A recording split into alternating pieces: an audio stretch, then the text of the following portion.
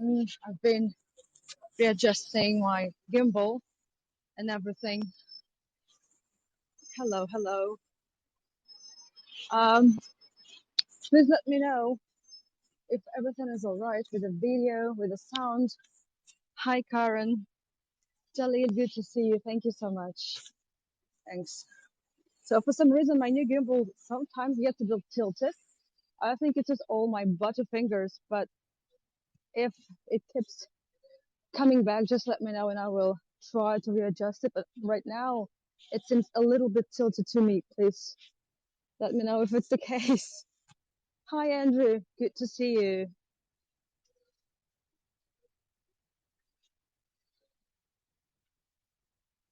Hello, everyone. Hi, Danielle. Whew. Um, I'm worried. I'm nervous. I'm still not over yesterday's tour.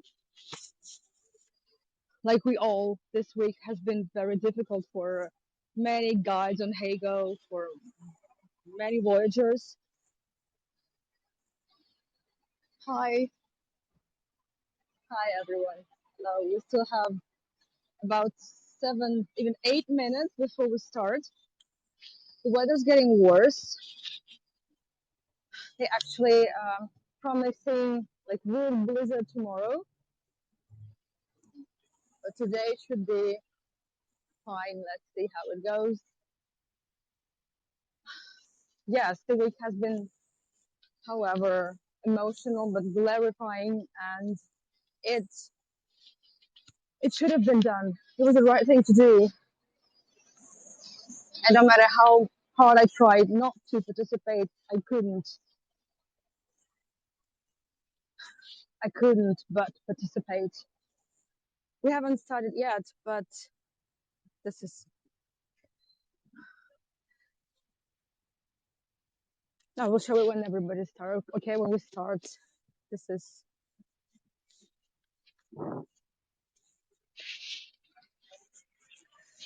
So I will try to stick with the positive side of things, obviously, because well, this is going to be hard and difficult because those 900 days of sea were hard and difficult. So, but I will try to stay on the positive side, and we'll be seeing some really beautiful places. Thank you for well, Cindy, thank you for joining and listening and watching all these things. So I think it's mutual. We really appreciate everybody's attention, time, effort. So that's a great thing that we're creating. The thing is now I haven't brought my Kleenex, but I find a way. I have a pretty long scarf and a few masks. Thank you so much, everyone, for your support. The temperature, I think it's about -5 or 6, but it feels a bit colder. It does, and it's windy. Again, the worst thing ever is rain. It's and probably also these things when my scarf just is blown into my face by the wind. Um, not all of you know the story. Absolutely, Paul. Absolutely. That's why I'll start from the start. Some of the things I'll say, most of the places we're going to see today, and many stories we're going to see today will be not new to most of you. Well, places, stories is different. So we'll be walking in, I would say, pretty familiar area with a very few new spots, I would say. But this makes it even even more difficult, you know, for uh, for uh, for us to realize that everything we have now it could have been destroyed, all of it, and I wouldn't have been standing here and talking to you because the city wouldn't have existed. So I think this is also important to understand. So I will tell the story from the beginning, and I have no idea how many tours it will require. The Revolution series, oh, they actually lasted for over a month, I believe. Maybe, no, actually more than a month. I think over 2 months, about 10 episodes. Some of them would be like 90-minute episodes, some even longer. Some would have two tours done back to back. And I'm not sure. I really don't know. And I'm really negotiating with many institutions, like museums, um, the possibility to run a tour inside, like we did yesterday with the Holocaust. Um, let's see. Oh yeah, this uh, medical military museum. It's such a powerful place. I mean, there is so much there about, well, about the history. It's not just about medicine, right? It's just about war and how people survived and how people were helped and cured. Um, I mean, it might be a very, I would say, narrow topic, right? So when we study history from the point of view of medicine, but there is so much behind it, and there are some unique artifacts that really gave me goosebumps when I saw the documents that would be used at the Nuremberg trial. Just, I just stood next to them. That is, that was powerful. That was a very powerful moment for sure.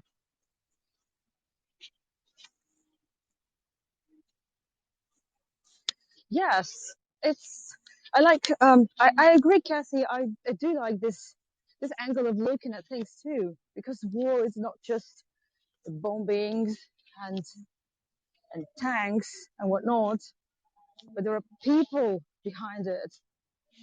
So many people, a lot more than just people in the battlefield, in the hinterland, and everywhere else, trying to support and make things run the same way as they would do, and just keep things up.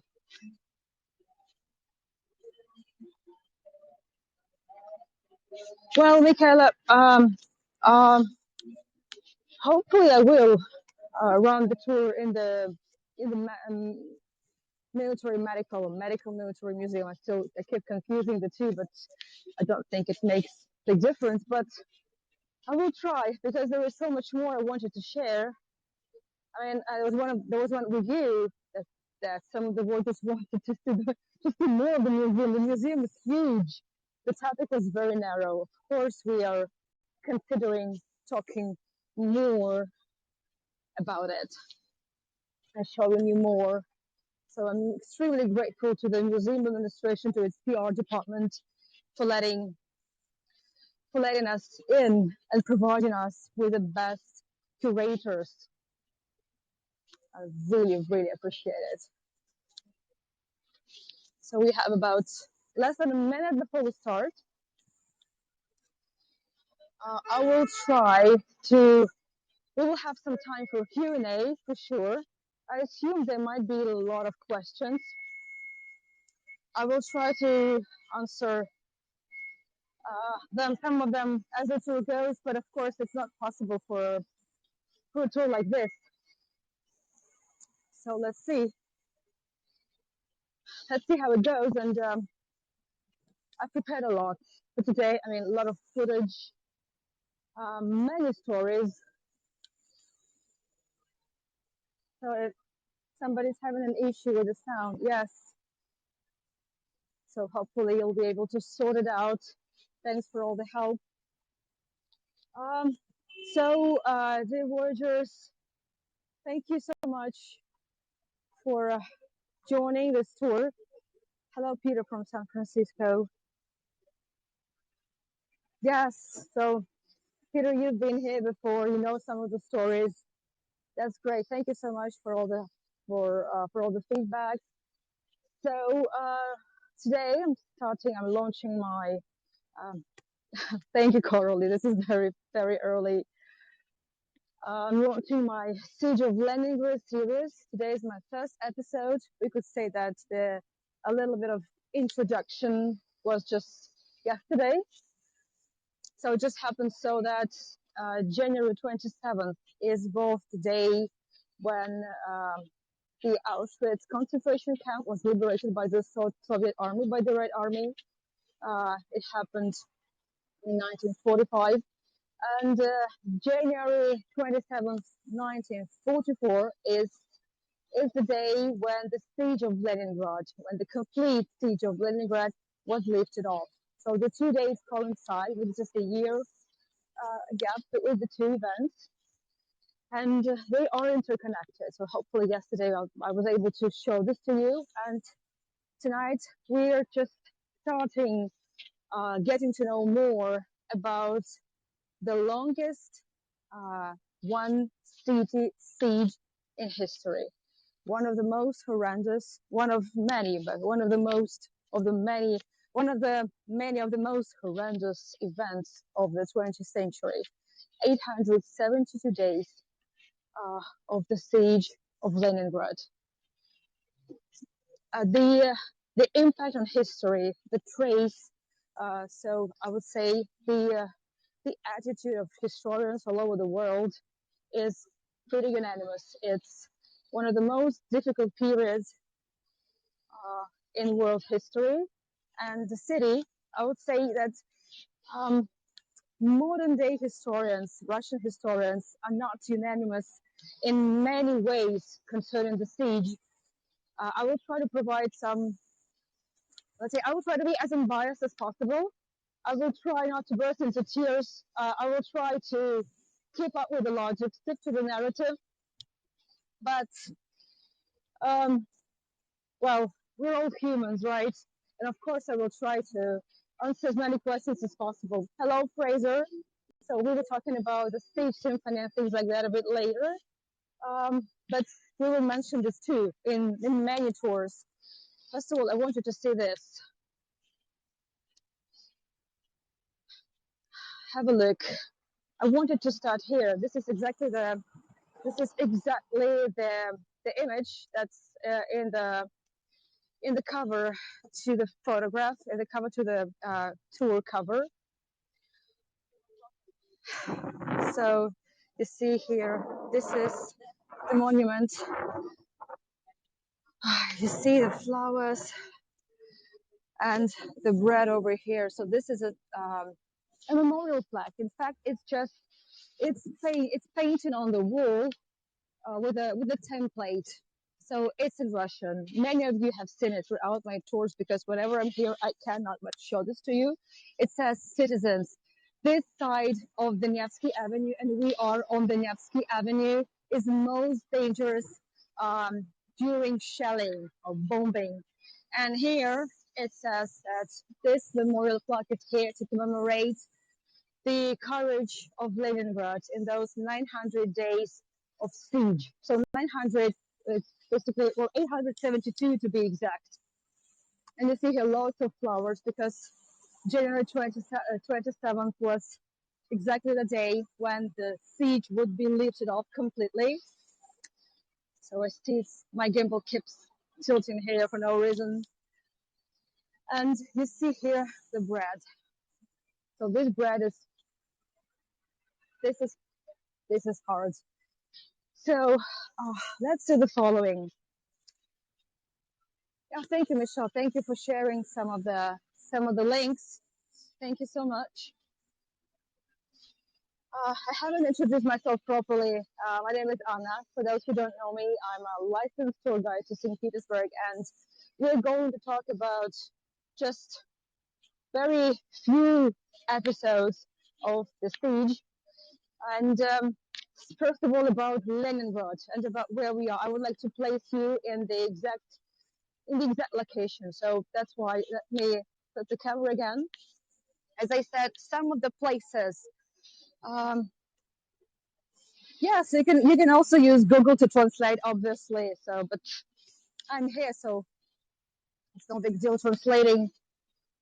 Many of you have seen this place millions of times. Okay, well, dozens of times because there are so many tours I have done here. But the thing is, I not very often mention the siege. But today we're going to cover some of the familiar places with a few that I haven't shared with you before because they are very good for introduction, and also these places are very good for appreciation of everything we have now. So we are on the Nevsky Avenue in the very heart of the city.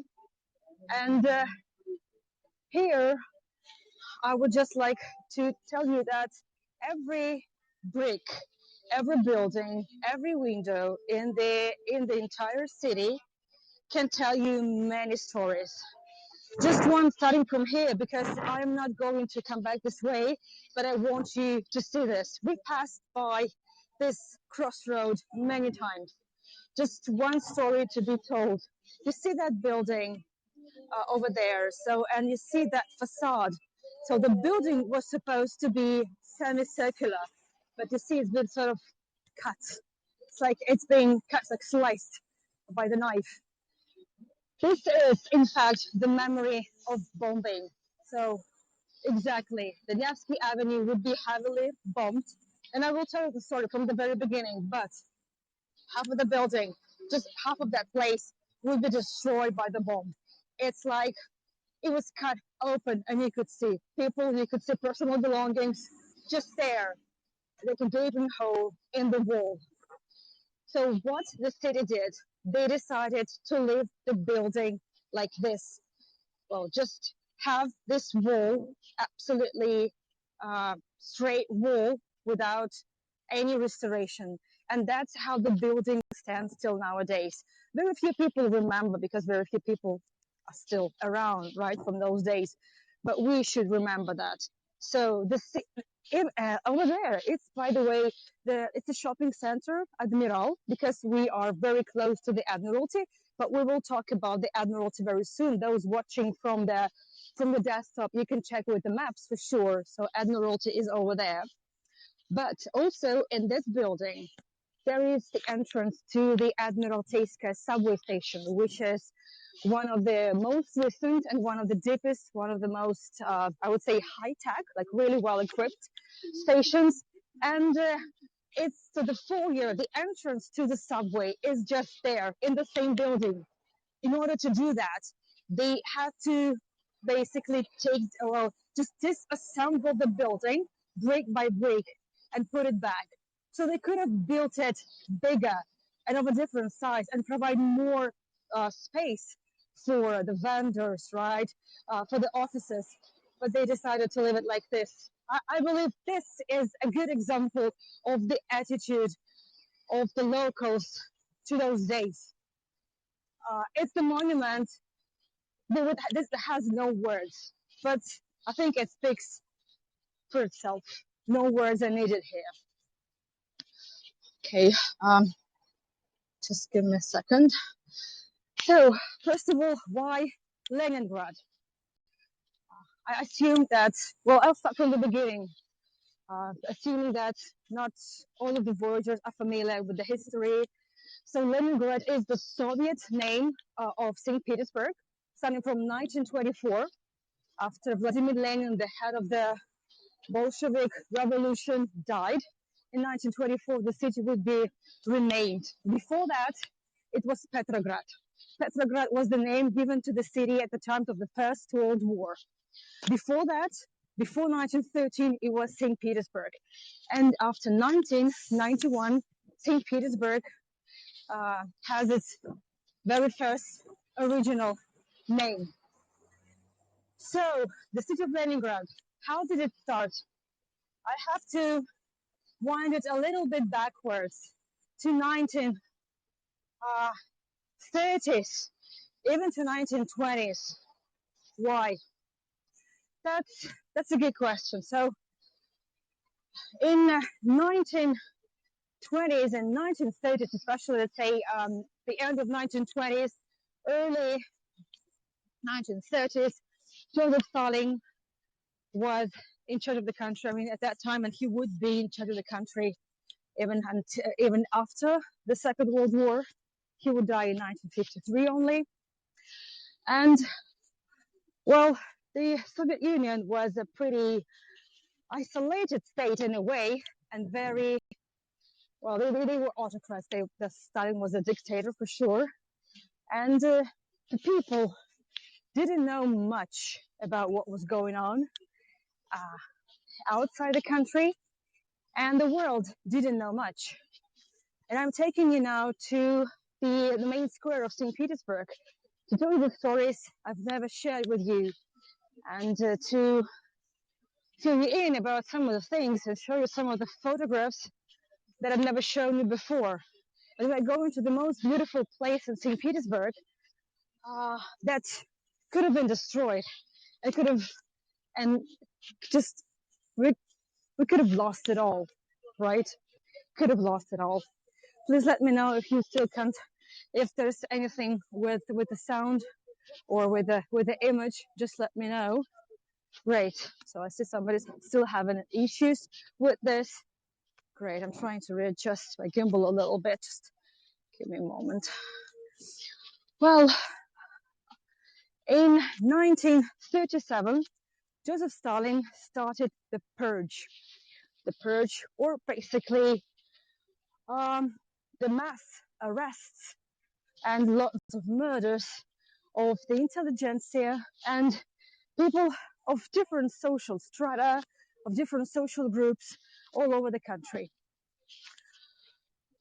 And then it would also refer to people from the army, especially those people who were close, who were the supporters of Lenin, who were there at the very beginning of the revolution. So those who still remember those days of the revolution that happened in 1917. And this would pretty much affect many things. So I'm just stopping here for a moment for you. If you haven't, if you've never taken this postcard before of the Palace Square, so, and if you might want to take it again, so there you go. So this is the Palace Square. We're entering through the arch of the General Staff building. And in 1939, 1940, Joseph Stalin, well, the Soviet government would start the war against Finland. Finland, well, it's basically the neighboring country. It's not far from here. You can reach Finland, you can reach Helsinki in just 5 hours with a high-speed train. So just give me a moment. It keeps tilting and it's really no good. Just give me a moment. Yes, Cassie, I totally agree with you. Yeah, I will disconnect just for a moment, okay? Just a moment.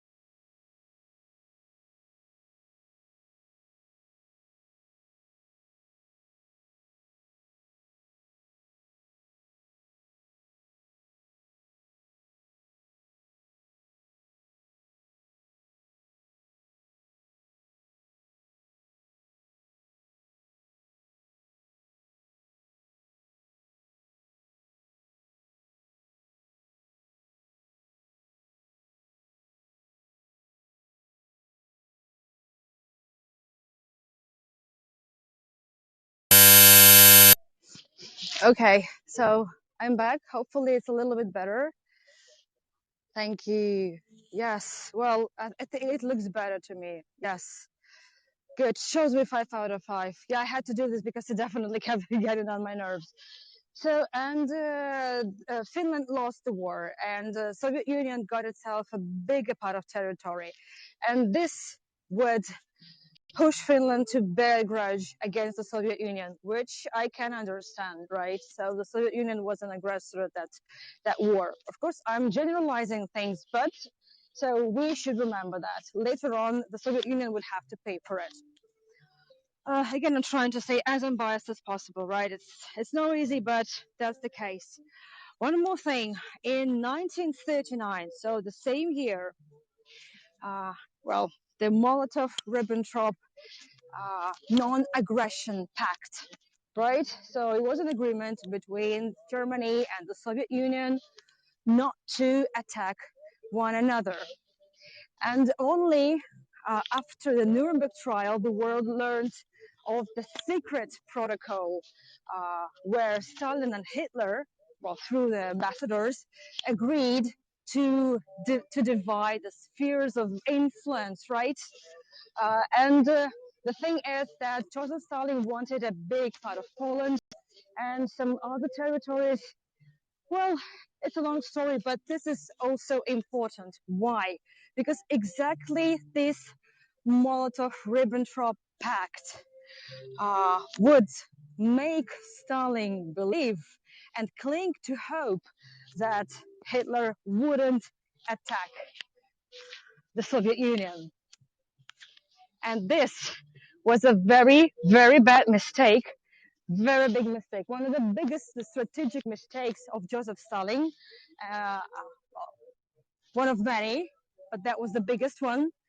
And it would haunt him till, well, as we believe, and it should have been, it would haunt him for the rest of his life. It would cost him a lot. And not just him, the whole country. I have taken you here to the Palace Square to appreciate the place once more and share with you some of the stories. Well, we see the Hermitage Museum now, right? The Winter Palace. Hi, Joy. Well, for those who haven't been on my tours before, don't remember much, so this is now the home to the Hermitage Museum, one of the biggest museums in the world. This is the former royal residence of the Romanov family. So, however, this tour is not about that, but this is the main square of St. Petersburg. Back in the days, in the Soviet times, it was Leningrad. I should tell you that the Hermitage was probably one of the luckiest museum because in 1930s, in the end of 1930s, the museum started packing its exhibits for evacuation. We also know that throughout 1930s, there used to be, well, sort of German visitors, tourists that would go visit museums in St. Petersburg, well, in Leningrad and in Moscow, jotting things down in their notebooks. Well, Cassie, I'm not going to provide any diagnosis here, right? I'm not a doctor. Right, it's not about that, right? It's just, well, whatever it is. Of course, Russian flag on top. Yes, obviously. And I would like to show you just some of the images that I've prepared for today. So luckily, the collection of the Hermitage was saved.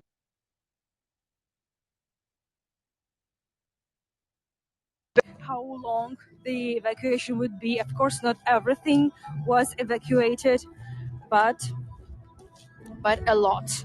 And this happened thanks to that the head of the museum, Joseph Orbelli. He's probably one of the, I would say, most respected, well-respected the museum representatives in, let's say, in the art world, because he helped save the precious collection. Leonardo, Raphael, so many names. So this happened thanks to him. So long before the war started. The temperature is about -6. We have loads of snow, but I think it's going to melt soon, so maybe the temperature is dropping a little bit. Just a few images. So that's how the evacuation looked like in the halls of the museum. Yes, there is a busker. There's always a busker here. So this is how it looked, how many people were involved. So why he was evacuating in the 30s?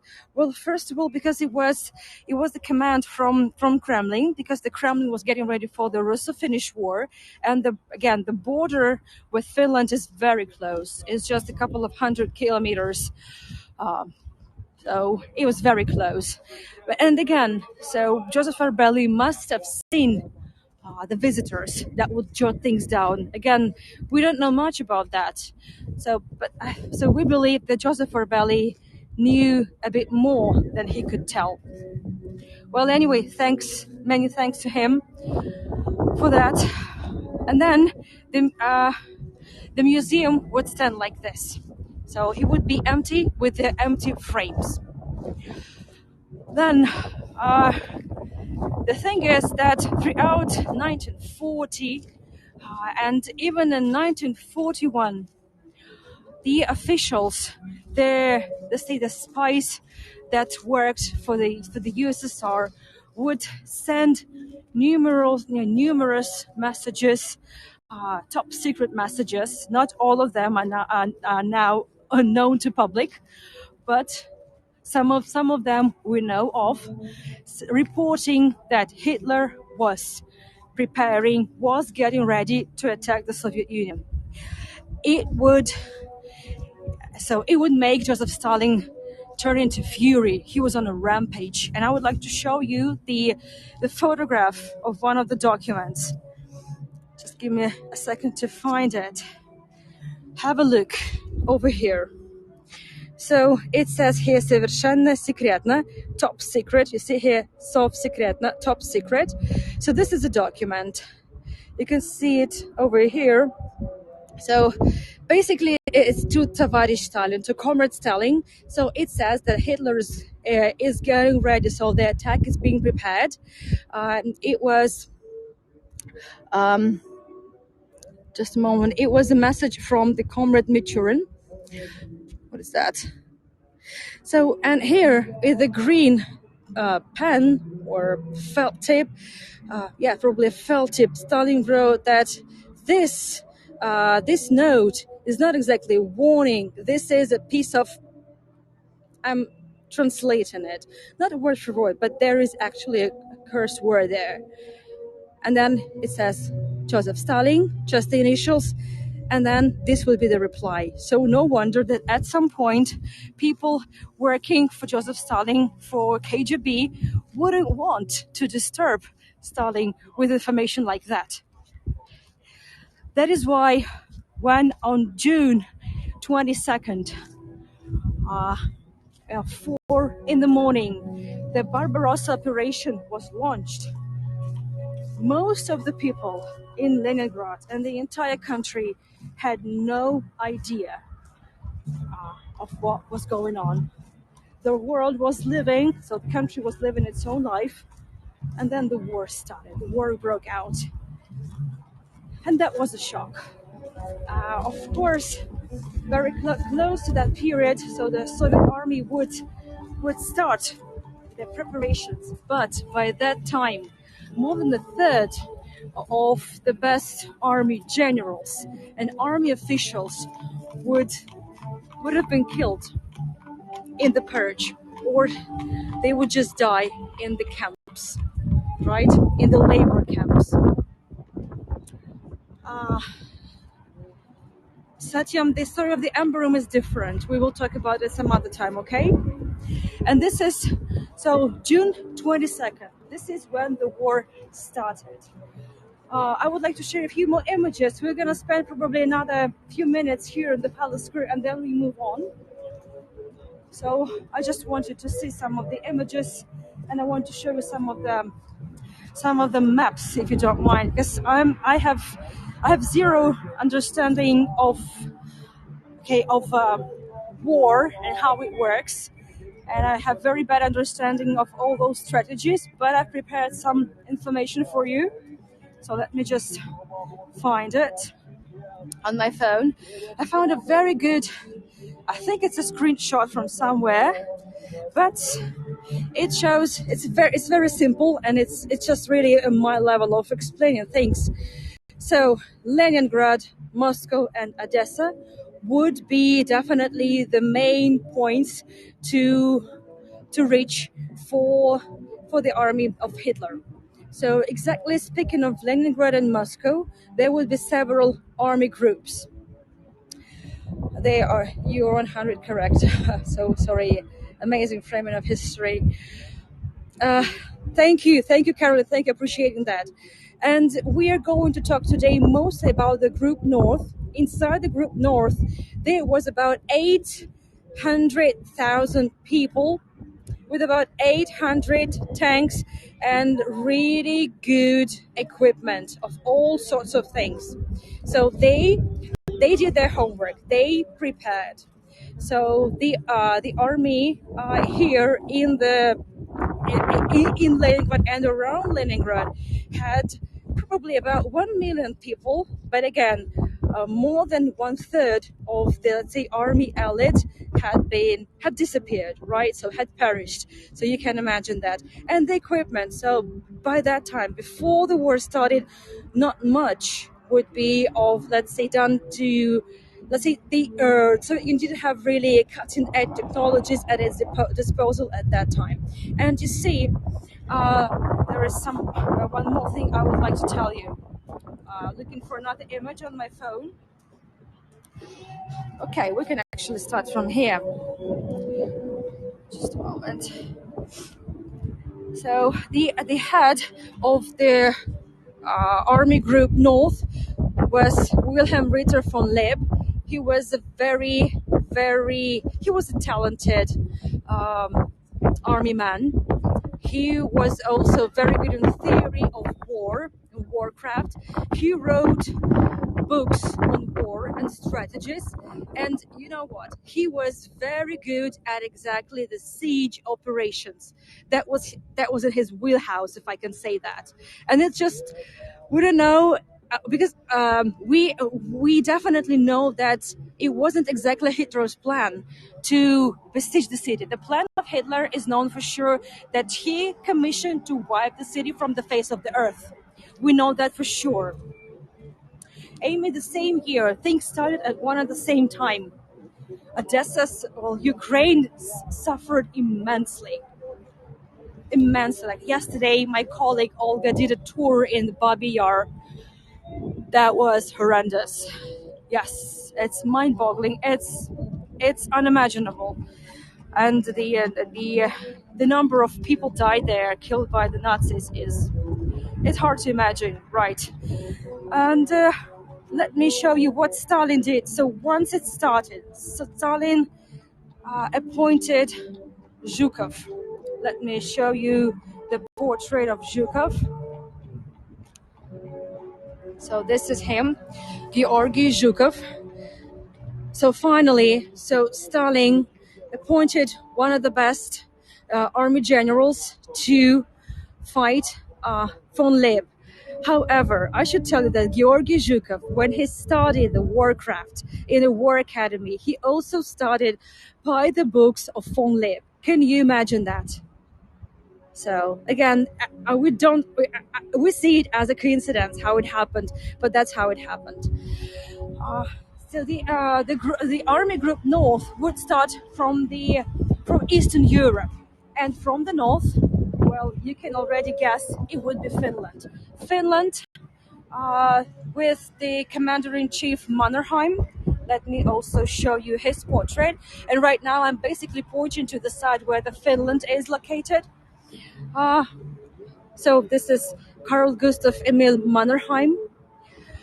Before the revolution of 1917, Mannerheim would work in the Russian Empire in St. Petersburg, and his wife was from St. Petersburg.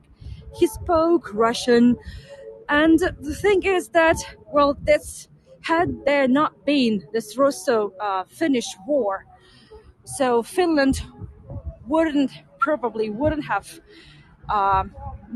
become allies to the Nazis. And from the very beginning, Mannerheim would say that the idea was just to gain the territories back. the territory that they lost. I'm showing you now the building of the Admiralty. We will walk past it. Trust me, there are so many stories I have never shared with you before. So June 22nd, this is when the Barbarossa operation was launched.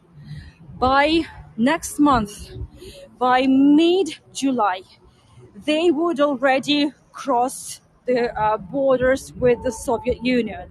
So during the day, it was a real blitzkrieg at its best. It sounds horrible, but it is true.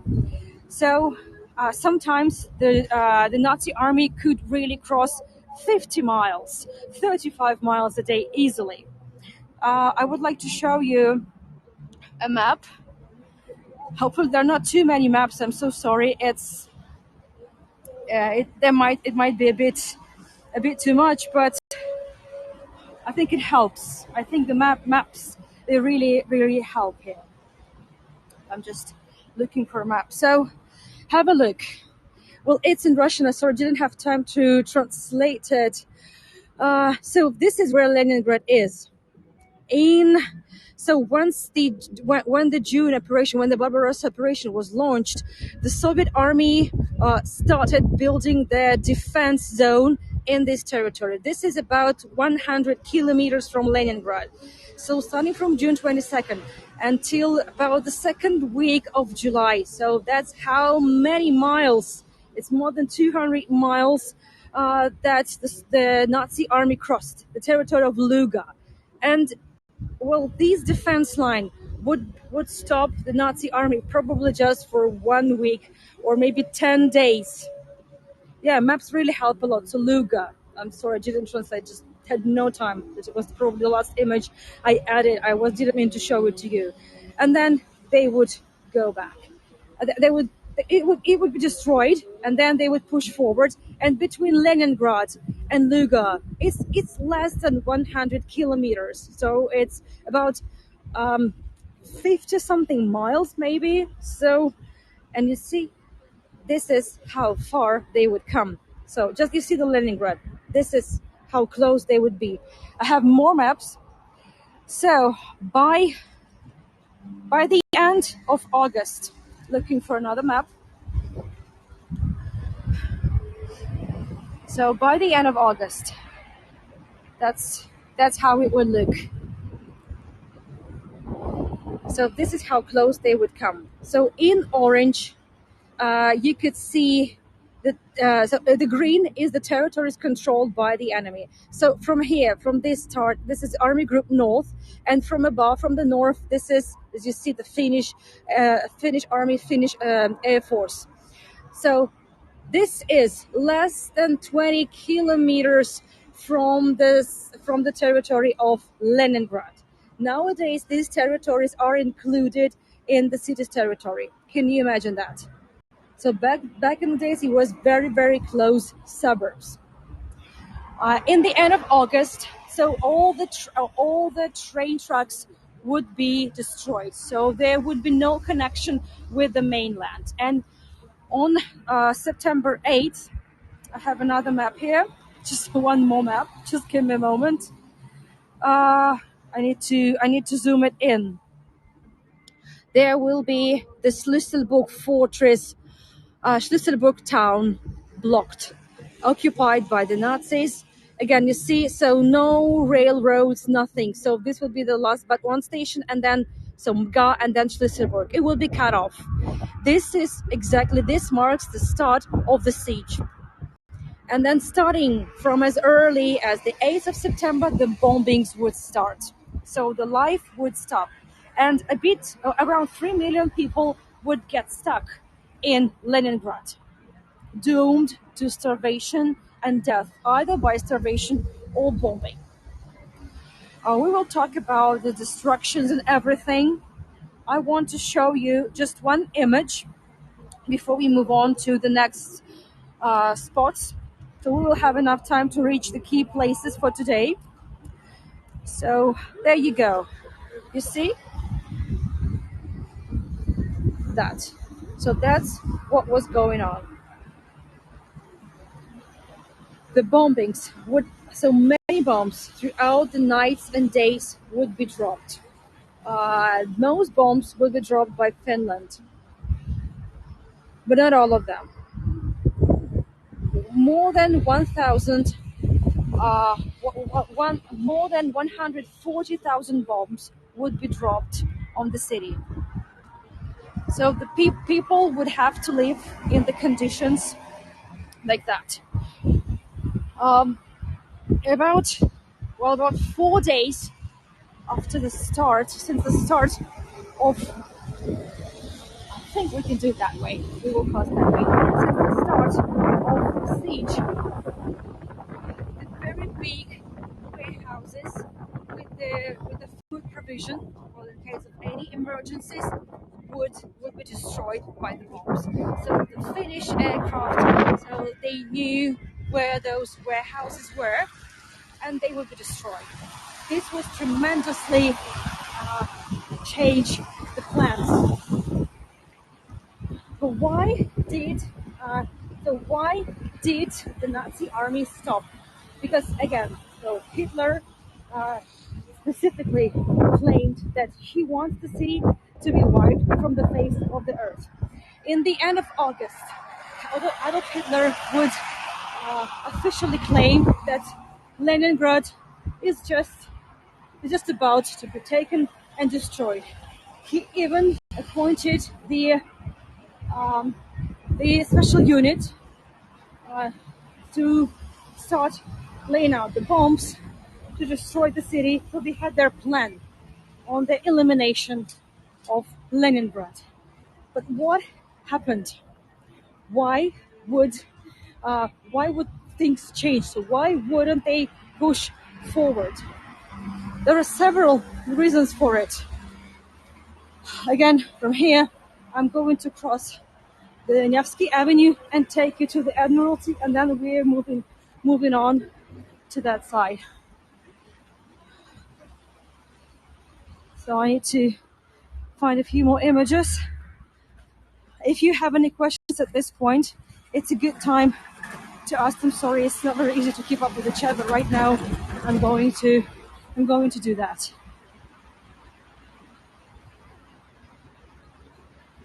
Uh, be careful, it's slippery. Slippery slope, meaning literally or metaphorically. So again, this is right. This is about the so Russia had attacked Finland in 1940, right, Simon? You can say it's the Winter War or it's the Russo-Finnish War. Actually, 1930, 1939, 1940. Yes, that's exactly what I said. By the way, the Schlüsselburg. So I did a tour there once. That's what was left there. There was a fortress, and that's what was left of it after the Schlüsselburg. That's the monument to the city. So let me know if you remember the tour, those of you who were there. Yes, much more. So Finland wanted their territory back. Yes, exactly. And they specifically mentioned to the Nazis that they are not going to push forward. So this is one story. This is just one thing. Then the climate and Russian roads. So by the time the Nazis would reach, let's say, would be halfway through in Russian territories, so the dust on the roads, because Russia luckily had very bad roads. It's still a case sometimes.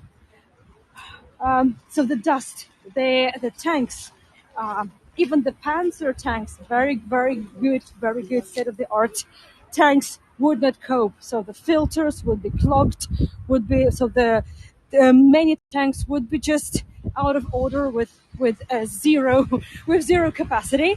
This was one thing. They were not ready for the roads and the conditions.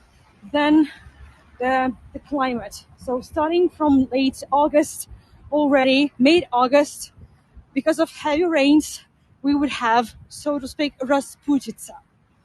It doesn't have anything to do with Grigory Rasputin, but with the climate. So the muddy roads. Let me show you. So it's a Russian word, but you can actually Google for it. So there is even a Wikipedia page with Rasputin. So you see Nazi troops, tanks, cars, and horses. So I would say that half of the equipment, half of the transport was still about the horses. It's not the cars and tanks, right? Even in the Nazi army. So it would be just stuck in mud. So by that time, so the capacity would be diminished, the capacity of the Nazis. Mud. This is mud. Exactly. Exactly. This is mud. Right. And then let me show you the same image over here. The same map that I showed you in September. Adolf Hitler would change plans, and he would split the Army Group North and command to go attack Moscow. So the Army Group North would lose more than half of its staff, right? The army members, the officers, and the plans would change. And this, as many historians claim, so and I agree, was the first thing that helped save St. Petersburg or Leningrad back then. Otherwise, with the level of preparation the Soviet army had by that time, just by the beginning, in the first months, let's say, since the war started, so Leningrad was doomed completely, absolutely.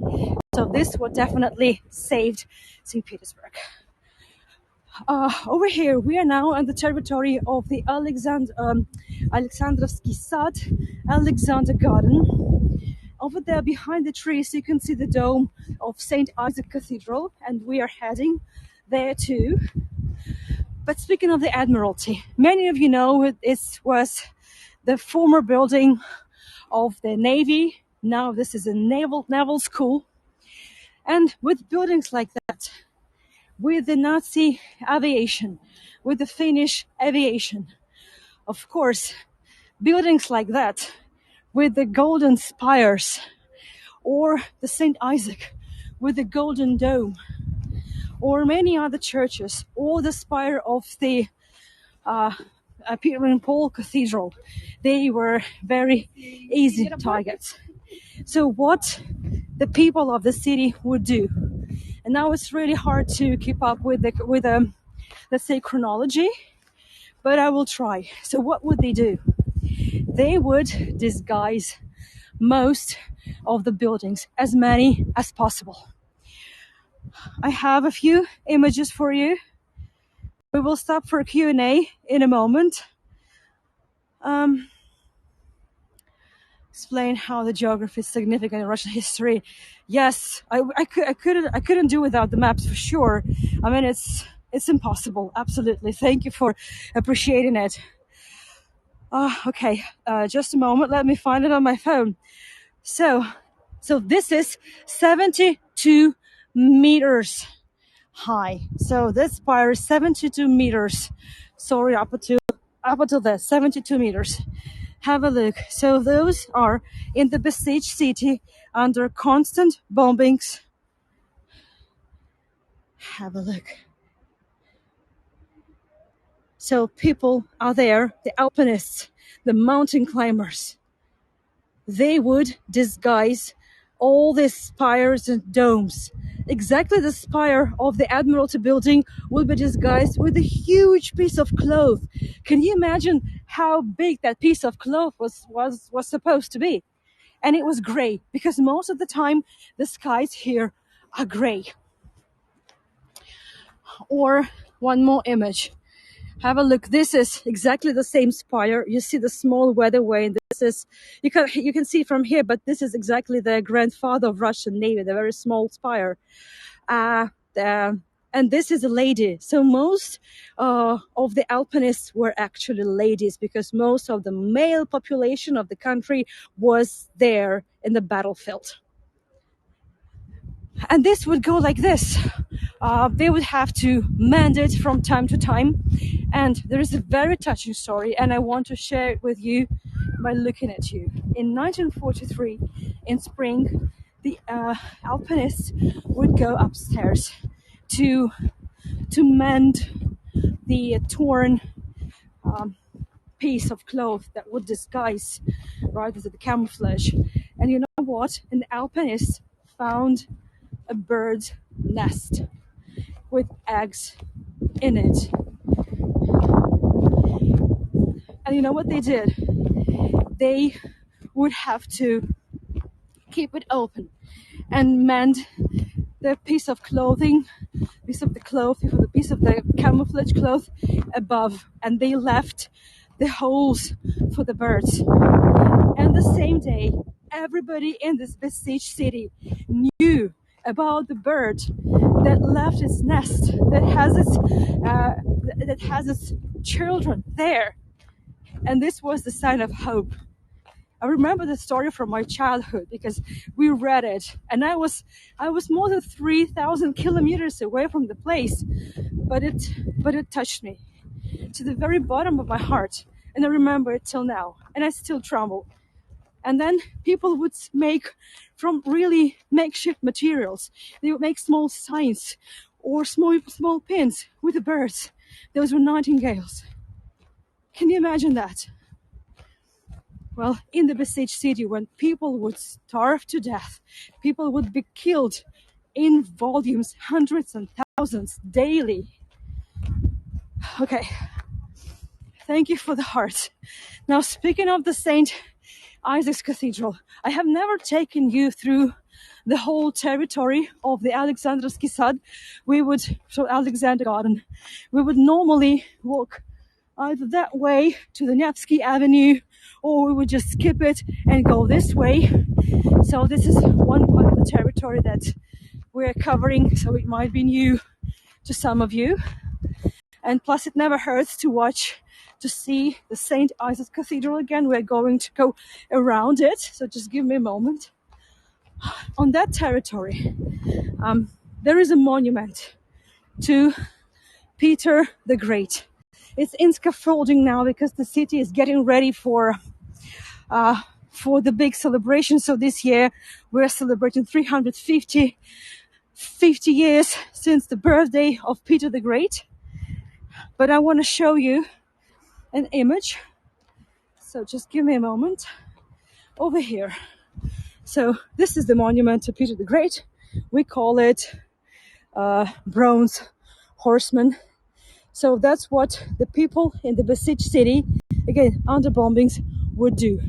They would try to hide the important monuments. Well, this is one of the first public monuments erected in St. Petersburg at times of Catherine the Great, second half of the 18th century. And this, how it would be disguised, basically just covered with wooden planks. What people would do with St. Isaac's Cathedral. Many of you already know the story of the dome. The dome of St. Isaac's Cathedral, which is mid-19th century, has never been regilded. It was gilded with the help of mercury, like amalgam, and this would help protect and preserve the gold for good. And the people knew it, so it was basically painted, just covered with gray paint. And this was it. When the war was over, they would go and just dissolve it with some alcohol, with some detergents, and yet nothing would affect the gold. It's still there. Here I need to cross. Just give me a moment. It's getting a little bit slippery, right? But it also seems like it's getting warmer. It's unpredictable here. And the first month and the first winter month of 1941, 1942 would be the most disastrous and difficult. Both for Leningraders and for the soldiers of the army group news. The weather. This would be the most severe weather. So in winter, the temperature would drop till minus 34, minus 40 degrees Celsius. Please feel free to convert to Fahrenheit. But in around the 20th of September, so the Nazi would cut off the electricity, the central heating, and any water supply. So what it meant, people would have to burn books. People would have to burn the wooden furniture just to keep warm. However, in the Alexander Garden, where we have just been, not a single tree was cut down. Can you imagine that? Not a single tree. Obviously, I would say that many antique furniture, pieces of furniture were destroyed. However, here in the basement of St. Isaac's Cathedral was, I would say it was some sort of a makeshift shelter and the storage for the museum objects that hadn't been evacuated on time. Those were some of the most precious museum exhibits from the suburbs, from Peterhof, from Tsarskoye Selo, but it's not the case with the Amber Room. Minus 14 Fahrenheit, minus 14 Celsius. Thank you so much. I had no idea. Well, probably I did, but just give me a second. Trying to figure out how to cross here. And also from the museums of the city. So people had no idea that the siege would close this quickly, that the siege would start this quickly. In the very beginning, the first months, again, sorry, the narrative is not really logical. People believed in the Red Army. People believed that the Soviet Army would protect the Soviet people. That wasn't the case. And Stalin he got paranoid for sure. He had no idea what to do. However, by winter 1941 and early winter and first month of 1942 in Leningrad, finally they would start releasing the new kind of tanks, the new kind of equipment that would help protect the city. I should tell you that that was exactly the reason why Hitler wanted to destroy Leningrad. Leningrad was the center of, let me switch the camera. Leningrad was the center of industry, of military, military supplies. So the tanks, the warships would be made here. So that was the first thing so it was the main thing for Joseph Hitler to destroy one of the biggest sources of the army supply. While I'm still on my way to the last but one stop, I would like to share with you a few more images. Here, there is a small garden next to the St. Isaac's Cathedral, and I'm sure I show it to you many times, but have a look. So after the very first, very hungry months of 1941, 1942, people would start to grow things anywhere possible. And this image is very, very popular. It's all over the internet. A few more images, just a second, before I reach the point and show you the things we've never seen before, because it would be in scaffolding all the time. Just a minute. This So this that was going on in the basement of St. Isaac's Cathedral. It was very cold. It is always just a few degrees warmer than the outside. So if it was minus 34 Celsius outside, it was just around minus 30 in the basement. And more than 50 people would live in the basement and protect the museum exhibits. Can you understand? So can you see, can you feel the level of responsibility people felt? So this is about the St. Isaac's Cathedral. There it is. Then also around the territory. Thank you. So this cathedral thing has been very interesting. Thank you so much. So just a second. Yes, this image is quite popular too. You can see the anti-aircraft batteries established all over the city and of course around the St. Isaac. And they had so many of the Nazi aircraft. There you go. So just here on this very small square of land, there are so many stories to share. First of all, in the very heart of the square, you can see the monument, which we didn't have a chance to see. It's the monument to Nicholas I. It was under restoration and cleanup for a long time, but it's open now. In the times of the siege, it was again covered just like the Bronze Horseman with wooden planks. The building here, this is a seed bank. It's one of them. It is the bank that uh, that has one of the most expensive grains and seed collections in the world. Its worth now is around 8 billion US dollars.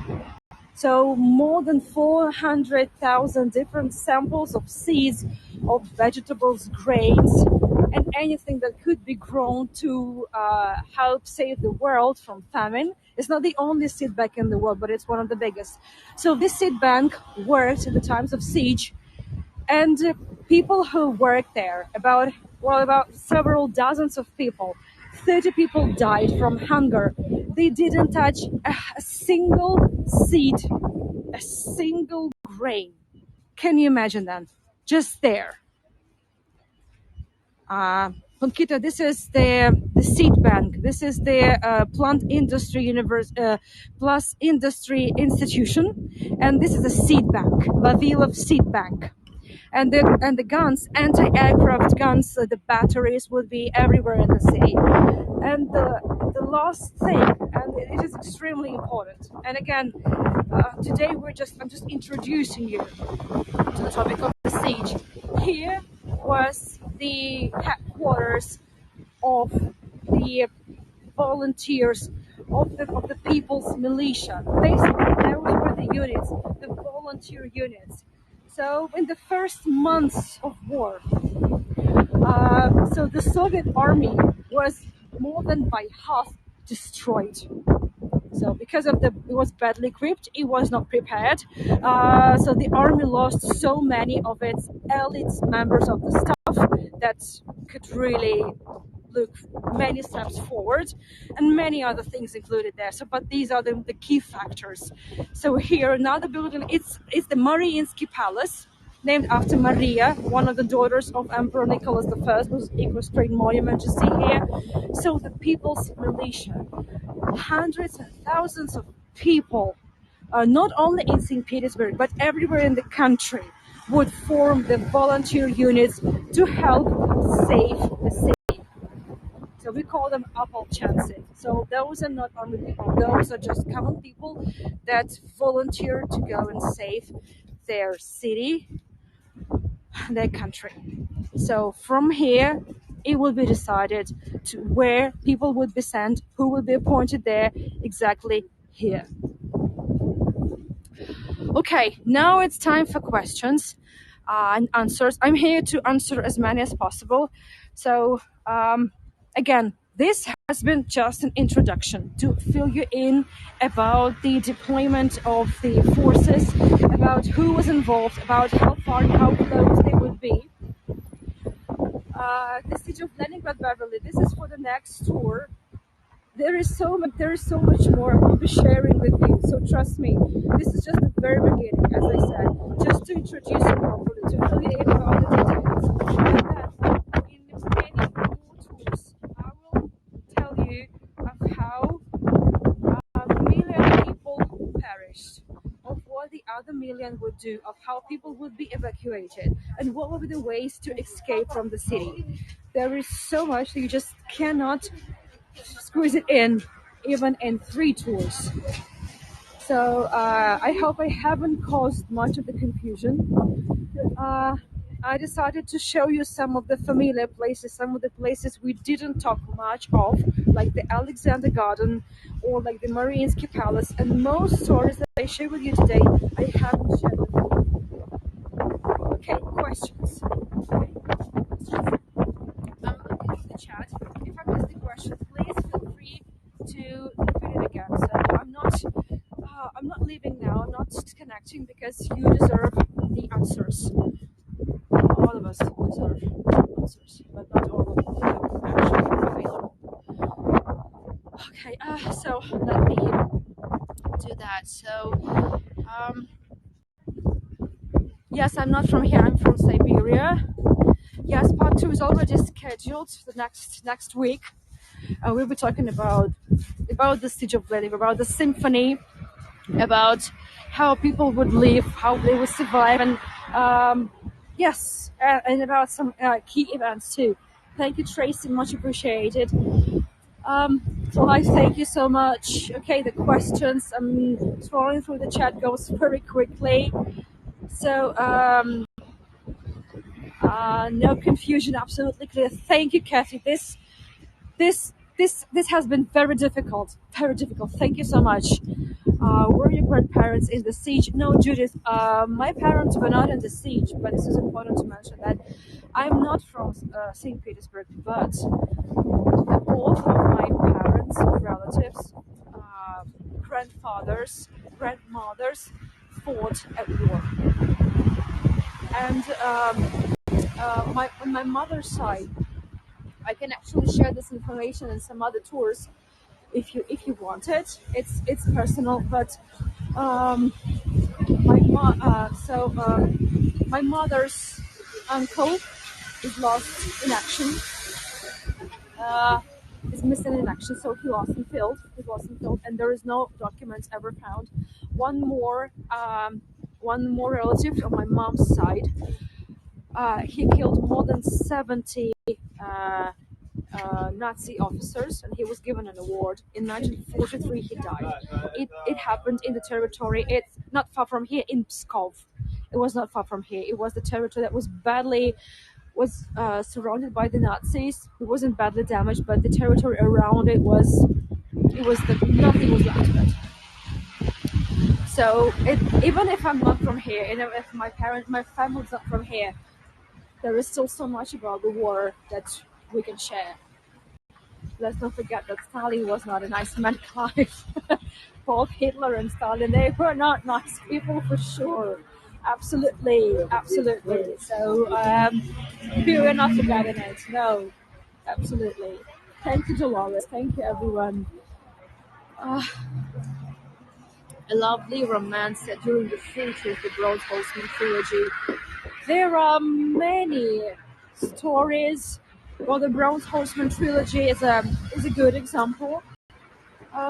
Yes, so people. Next time, I will actually tell you more about how people had what people did to survive. And there was art, there was life in the city, there was love, there was hope, there was entertainment. There was a lot. There was a lot. Yes. Thank you, Risa. You make difficult sound easy. Thank you so much. I've been preparing for these tours for months. Thank you so much. Thank you for appreciating that. Did I understand that you did a tour on medical medicine music? Yes. Cynthia, I did it yesterday within the framework of the Holocaust themed tours, and I only touched upon the topic of the siege. And yes, I am planning to run a tour again there probably in a few weeks if the museum agrees. But they really enjoyed, and I'll be passing on the reviews and the feedback from the voyagers to the museum. And if they find it um, relevant, they would definitely let me run another tour there. Yes, there is so much more I would like to show you there. This is a unique place. Not easy to get in, definitely not on the bucket list like of most visitors to St. Petersburg, but it has some unique things to show. Uh, Thank you, everyone. Okay, more questions. I'm here to answer. I'm here. I promised you the proper Q&A, so here are the proper Q&As. Wasn't Stein doing everything to protect Leningrad? Leningrad, not Leninburg. Punkita, um, he should have started earlier. I'm not saying he didn't help, and I should tell that people, even the militia, the volunteers, military units, they fought for Stalin. The defense line, the people named the defense line, which, as I said, will be allocated about 20 kilometers close from the very heart of the palace square, right? So 20 kilometers, about 10 miles. This is when the defense line would be. This is how close the Nazis would come. So they would name the defense line Stalin's defense line. This this speaks for itself, right? So people fought for Stalin. I'm not commenting here. Please don't make me comment on anything. I'm just stating the facts, right? But I think I made it loud and clear in the beginning of the tour about the things preceded it, right? Thank you, Cassie. Thank you so much. Um, Jalil Bandinsky Peterburg is not about that. It's about the reckless 90s, just the very first post-Soviet years. But the Leningrad in the St. Petersburg, you can see there is still a bit rough and not restored properly at that time. So you can see some traces of the late Soviet period of stagnation.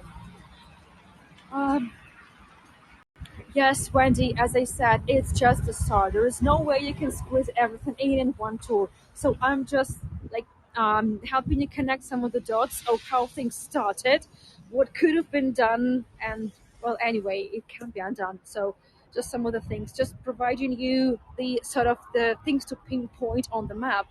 And then we'll walk around the city and also in some areas where we haven't been before again, and some many stories you haven't heard before.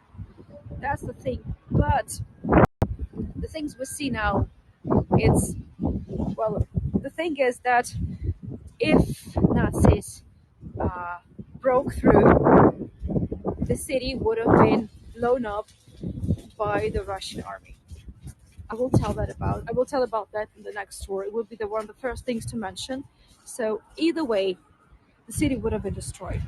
Well, we wouldn't have, the Soviet army wouldn't have let the Nazis destroy it. We would have destroyed our own city. That's the thing that I would also mention many times. Would never ask you to comment on anything you don't want. Tracy, there is nothing I can actually comment on.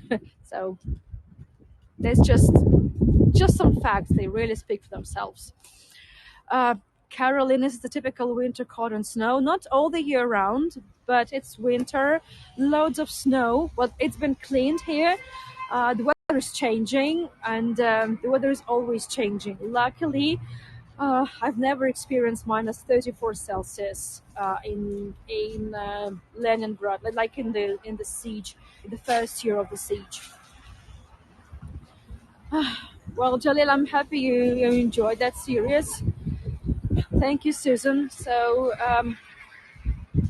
yes, Barbara, thank you for sharing the link. So, hopefully tomorrow the tour will take place. So about the apartment of the Benoit family, I will keep you posted. So, the she's not feeling well. We'll see how it goes tomorrow. We might need to reschedule, but as of now, the tour is still up. Uh, So Phuket, the next tour is next weekend, and there will be more tours. I'm not even sure that next time I'll be able to cover. I won't be able to cover all the stories for sure. And I'm planning to take it to the big cemetery, to several monuments, to a few more museums, and maybe even some interviews. It's still hard to say. So it's taken me more than a month to arrange things, and it's gonna take me even longer. So I can't really say. Well, the horse is here, so I don't mean to overrun. So those who need to go, because there are so many more awesome tours of Hago and a lot more fun topics.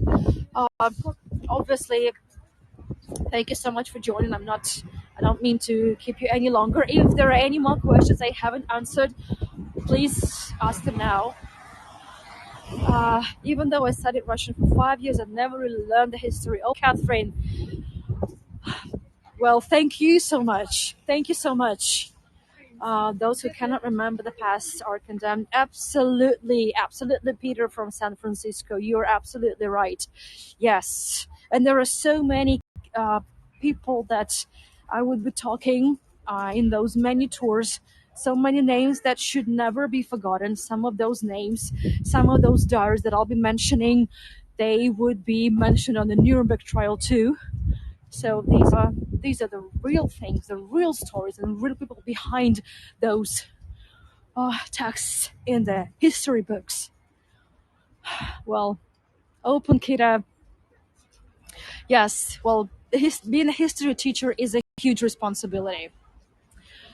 Well, Carol, it's great to know that I just helped you fill in some of the gaps and educate you. And this is definitely one of the best compliments to our tour guide when you say something like that. Thank you so much. Thank you for your interest.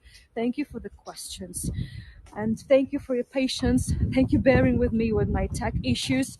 So it seems like right now the gimbal is fine. Thank you, everyone.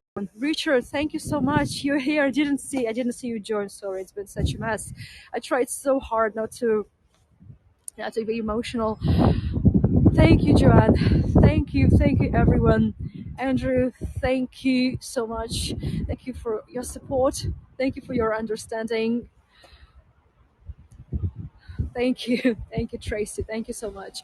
Well, if there are no other questions, I think it's high time to wrap it up. I don't really want to overrun, but I always overrun. Let me show you this.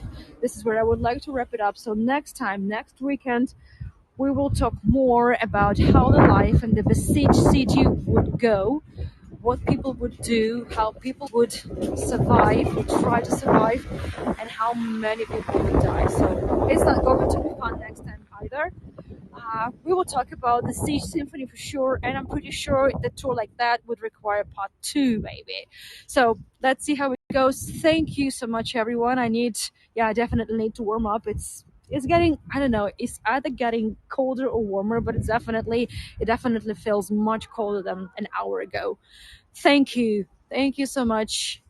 Thank you for everything, for the support, for cheering me up, for your interest, for your tolerance, for your comments. You are so well prepared and educated. Thank you so much. This has been so helpful. You have no idea. Bye bye, everyone. I hopefully see you tomorrow. I will keep you posted. Bye bye, dears. Bye bye. Thank you.